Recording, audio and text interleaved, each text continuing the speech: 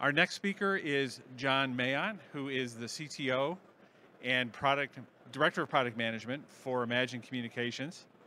And John is going to be talking about something that is super important and often overlooked in 2110 systems, and that's how to manage audio in many different ways, particularly mono audio. So, take it away, John. Hi, I'm John Mailhot.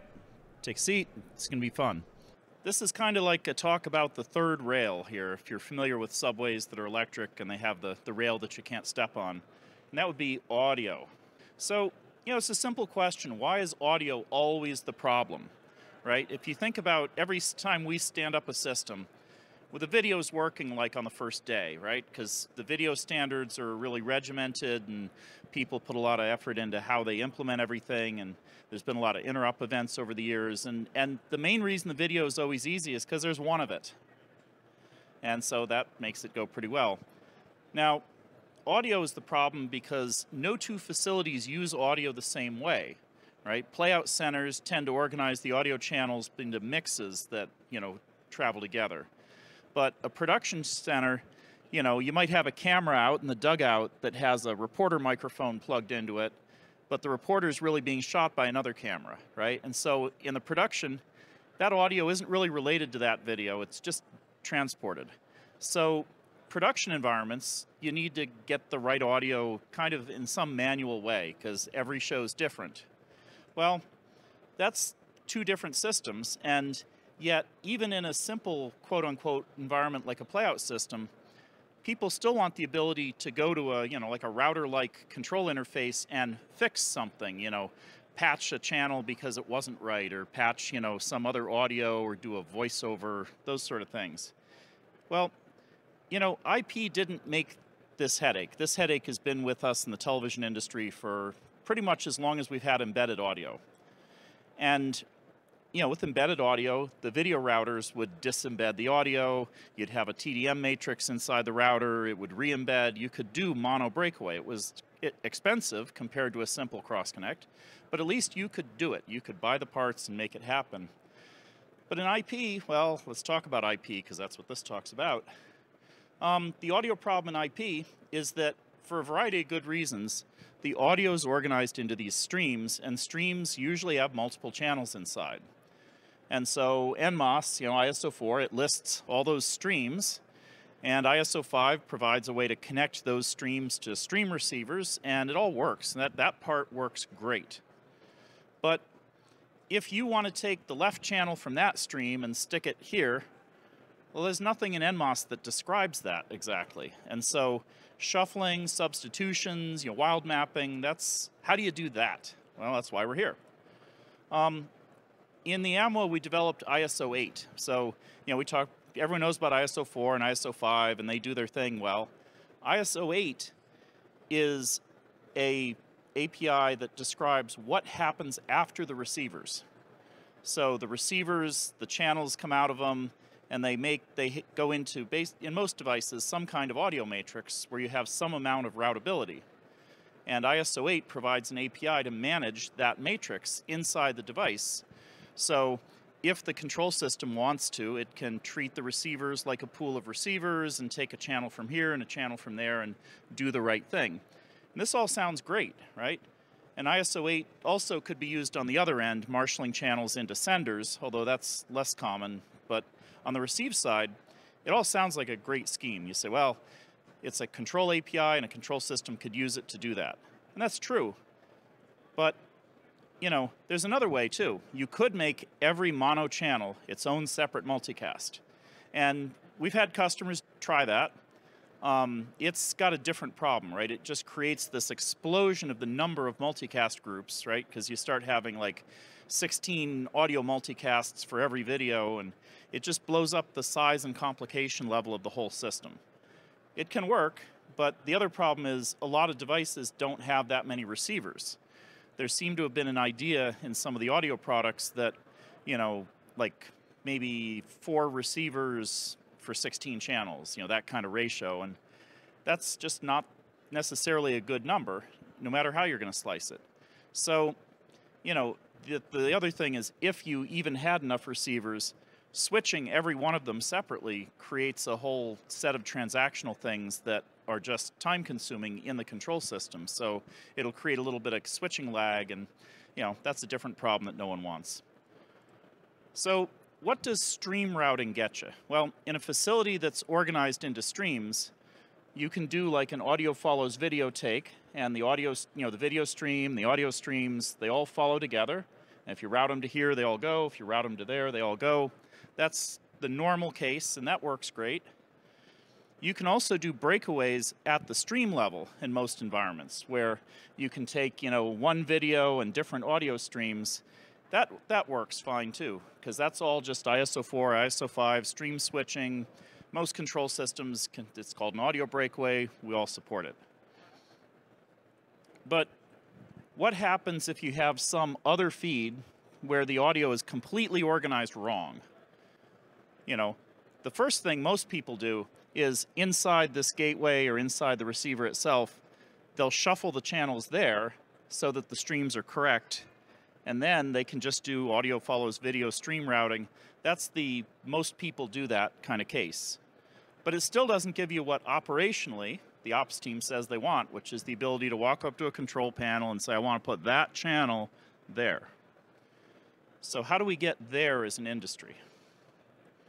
Well, the key is somehow to combine the ideas of stream routing and track routing, because the streams route to stream receivers, and then most devices have some kind of audio matrix inside, and the destination in a routing system kind of way of thinking about it, the destinations are really these channels. So you want to create a routing environment where the user can say, I want to take this channel from inside here and route it to this place over there. So the key is, how do you, the way the user would like to think about the route is to say, I want to take this channel from inside here and I want to route it to this place over here deep inside the device.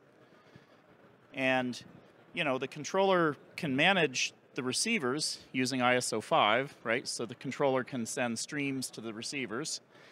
And then the key is that the controller can use ISO8, remember ISO8, to control this map. And with the combination of those two, you can model what the user actually wants, which is to be able to take the channel from in here and route it to the spot over there. So, well, that all sounds good. And operationally, you could wild map it, right? You could just, for these things, do a, take those two things in and do your crazy quilt map that makes sense operationally, because you know what those channels are, because you just got the list from the truck 5 minutes before air of what's on which audio channel.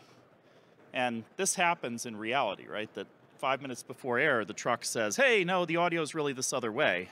So having a way to deal with it is an operational imperative.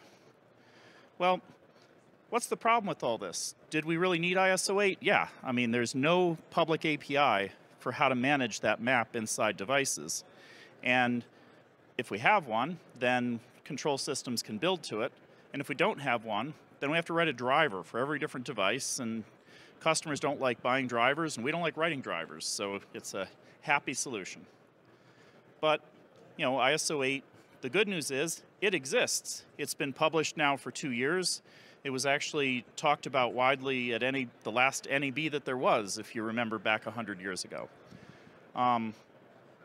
But what's the reality? Well, the reality is that there's a lot of devices that don't support ISO 8, and there's some that do. So for devices that do, you can use it. You can build a hybrid case, basically, where for devices that support ISO 8, the control system can use it to manage routes all the way from, at the audio mono level, and that works. But the challenge really is, what if the user really wants to do that mono patch boarding? Well, for devices that support ISO 8, obviously it can work the way we just talked about. For devices that don't support ISO 8, you wind up needing a helper matrix. And you'll see this in 2110 deployments from us, from Grass, from Evertz. Everybody kind of takes this approach that there's basically an audio helper matrix that's doing the job externally because there's not a good way to do it internally inside the receiver. And so that's how, as an industry, we're attacking this problem right now, is by saying, well, you need a helper matrix to clean up for the devices where you either don't have an API or don't have a driver. And then for devices where you do have an API driver, like ISO 8 or some other API driver, then you can do the first approach, where the control system just uses the stream receivers on the device and sets the map directly. So going forward, until the whole world has drivers, which could be never, I think this hybrid approach of a mix of ISO 8 support and some kind of helper matrix is what's going to rule the day. And that seems to be bearing out in practice in every device, every project we see. And over time, the helper matrices will wind up being smaller because more devices support routing directly. But right now, the good news is, in the audio world, people are making bigger and bigger matrices for more and more reasonable price points. And that's a trend I hope continues, because we're kind of intersecting between ISO 8 adoption and the need for helper matrices. So I'm glad that the audio vendors are building bigger and bigger matrices to support these kind of architectures. So what's the state of ISO 8, right? Well, the spec was approved years ago, and it works, and it's been used in interops, and there are devices that support it. Just not a huge number of them, but it's coming. It's getting out there. And in the meantime, we use this hybrid method to get the job done. So that's my story. Are there any questions about that? I see we've picked up a lot of people as we've gone. Sir, you're going to ask a good question. Hey, John, so is the helper matrix a physical device or a virtualized implementation? The helper matrix is a real thing. Something's got to do something. So in our projects, we tend to get them from one of the usual audio suspects. A little bit depends on which market. In our projects, often we'll either partner with Calrec or StageTech, depending on the region and the customer preference. But Grass has a matrix of some sort. I'm sure Lavo uses a Lavo matrix. Evertz has something.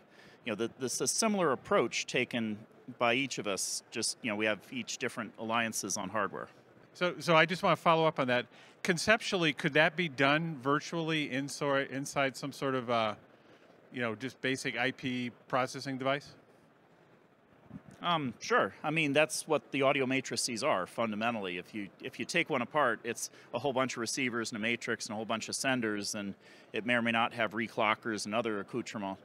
But you could build it in software. Nothing stops you from doing it that way. Doesn't tend to be the design pattern I see, but if somebody made a nice software one, it would be certainly applicable. But I think the funny thing to watch is the adoption curve of, as more devices pick up the API, either ISO 8 or some other usable API, the need for those matrices will diminish, but it probably won't go to zero, because there's going to be endpoints that only speak one stream of 16 channels, right, or 2 streams of 8, and that's all they know how to do. And so if you want to use them in a system that's mono-patchable, then you're going to have to clean up for it somehow. So I don't think they'll go to zero, and I think they'll go up before they go down. All right, John, thank you very much. Thank you. Sorry I ran short.